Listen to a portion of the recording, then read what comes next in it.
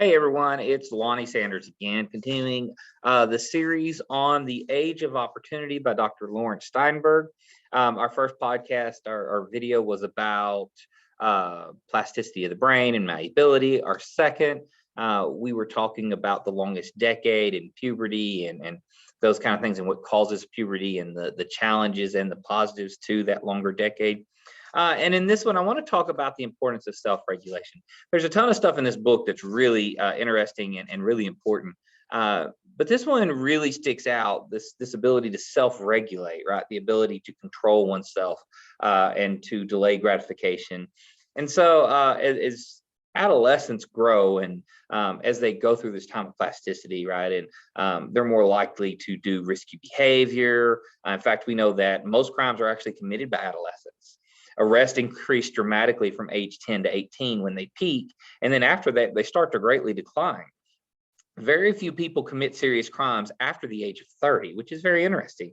And so they have an age crime curve. And it's found to be true not just here, but in other countries. And it's because of that risk factor, right? Teenagers are more likely, adolescents are more likely to commit risky behavior. They're more reckless, right? Adolescents are more reckless. Those hormones are going, and this recklessness actually declines as they mature into their 20s.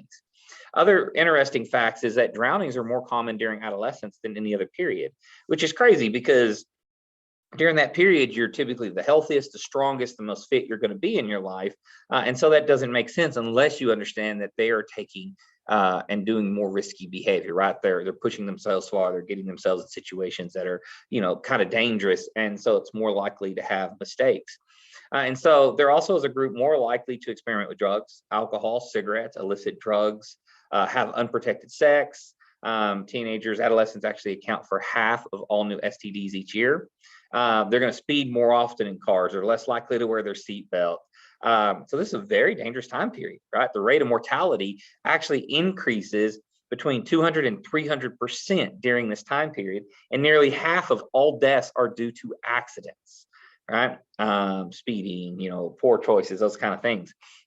And here's the thing, it's not because of a lack of knowledge. 90% of American adolescents have taken classes on dangers. Adolescents know the risks, they know the consequences, right? They understand that. They don't see themselves as invulnerable. They know that they could get hurt. The problem is, or the issue is, that the part of the brain that is sensitive to reward is super sensitive during this time period.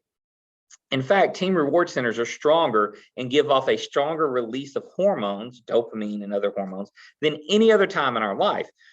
This is why things will never be as rewarding as they were during adolescence, because as we become adults, that pleasure center, that area that gives off that reward, actually gets smaller and doesn't control as much of our actions. As teenagers, it's much larger. And so adolescents are actually focusing on the potential reward more than anything else. This is why they do some of the crazy things that they do, whether it's in our classroom or outside of the classroom. They know better, they know the consequences, but in that moment, that reward is what they're seeking in that moment, and it makes them to make poor decisions in that moment.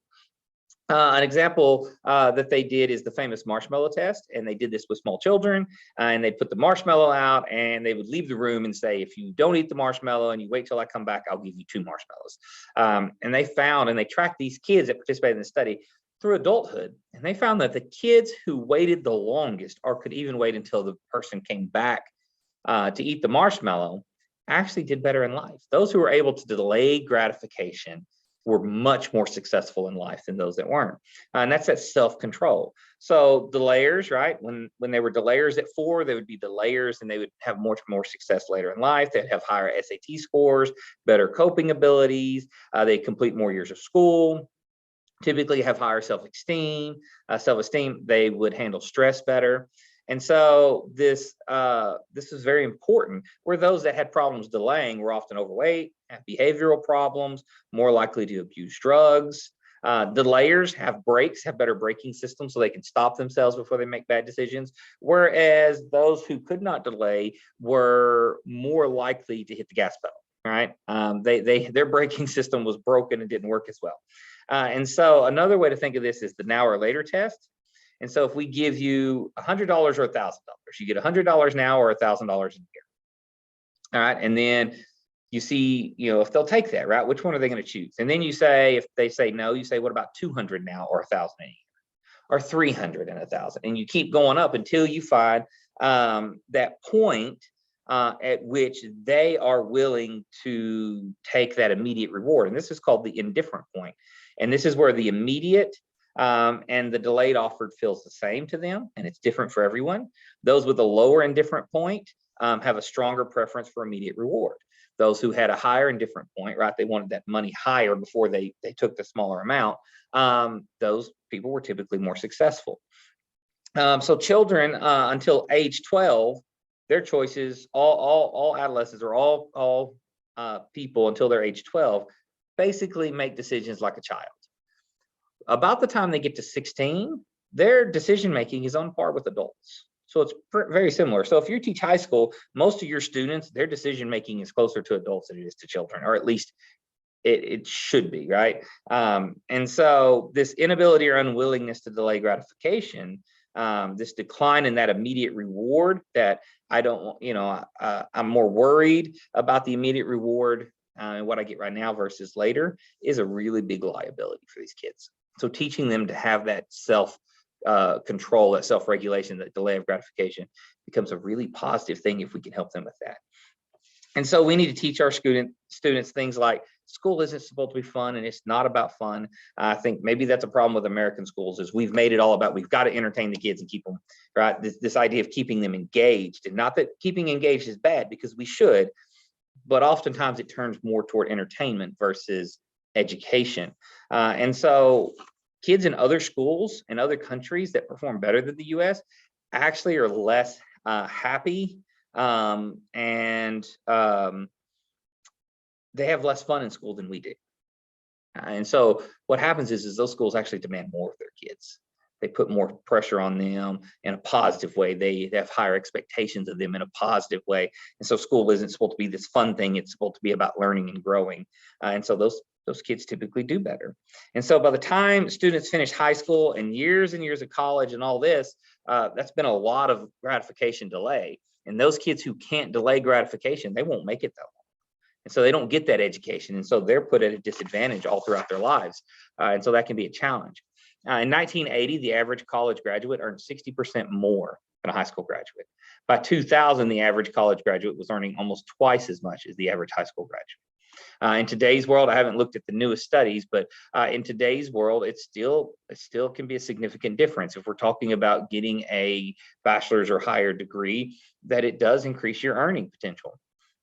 And so it's important that we're able to delay that gratification and have self-control so that they can get to that point.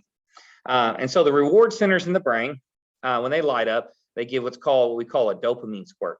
And this dopamine has a lot of different purposes. And one is to signal the experience of pleasure and to motivate us to chase after that thing.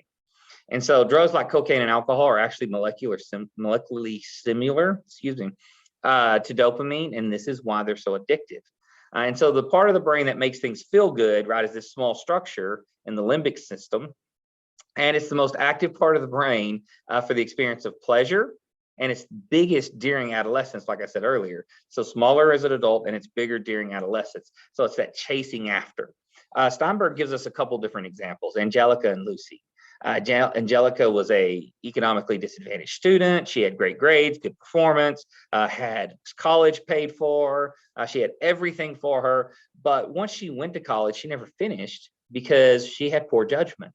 She could not delay gratification. And so she focused on the immediate reward, hanging out with friends, with her boyfriend, don't want to fill out financial aid paperwork right now because I have something else to do, partied instead of studying, worked long hours to make money, but didn't focus on classes, skipped classes because she was tired. And because of that, she couldn't delay gratification. She actually didn't even finish a year of college and had a ton of debt. And then Lucy, who had great grades, was in the doctorate program, tested off the chart. Everyone thought that she would be phenomenal, but she just never could get herself motivated to take the next steps to actually get her degree and to do the work needed. And so that inability to delay gratification affected their decision making and their ability to make progress. And so tenacity is what we learn is actually more important than talent. And so you have to have the ability to sweat the small stuff And so we have to delay gratification to focus on those small details. And many of these just don't have that. Steinberg talked about a friend who was part of an investing firm, and he asked him, how do you find who's going to be successful? What's your formula? And they said they really don't have one because it's hard to predict, because grades are definitely not a predictor. It's really who works the hardest. And so those who were successful weren't the smartest, weren't the highest in their class, were literally those who worked harder, who dug deeper. And so test scores are not a predictor of success. Only 20% of school performance is accounted for by intelligence. The other 75% of success is something totally different. So test will not measure things like determination, persistence, grit. It will not measure the ability to delay gratification. So sustained effort and perseverance are things that we need, but we can't measure those by test.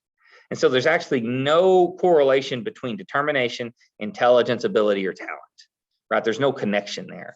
You can have people who are really, really intelligent, test off the charts, but no determination or perseverance, and they just lack success.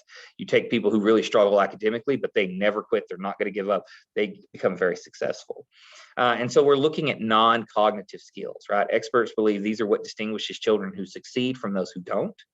And the difference is basically between factors that are intellectual and those that are motivational, right? Motivation comes from the Latin word to move.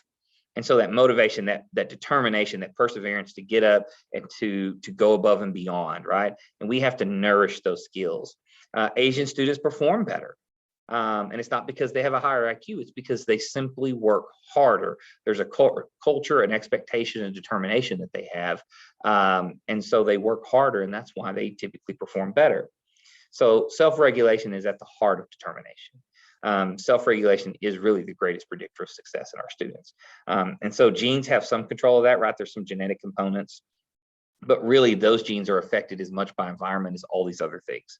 So you can have the right genes, but in the wrong environment, it's still going to struggle. And so if we change the environment, we can teach and we can help people learn self-control. And so with help, self-control, so we help with self-control by giving students more opportunity to take control, more responsibility for actions on their life. We put more in their hands and help them to take the reins in a controlled environment. And this is one of the ways that we can really help. And so overall, right, self-regulation is a great predictor, and anything that we can do to help to build that self-regulation is a huge change, a game changer for these students. Thank you once again for tuning in. If you have any questions or comments, please feel free to put them in the comment section. I'll be happy to get back with you. Thank you. Talk to you guys later.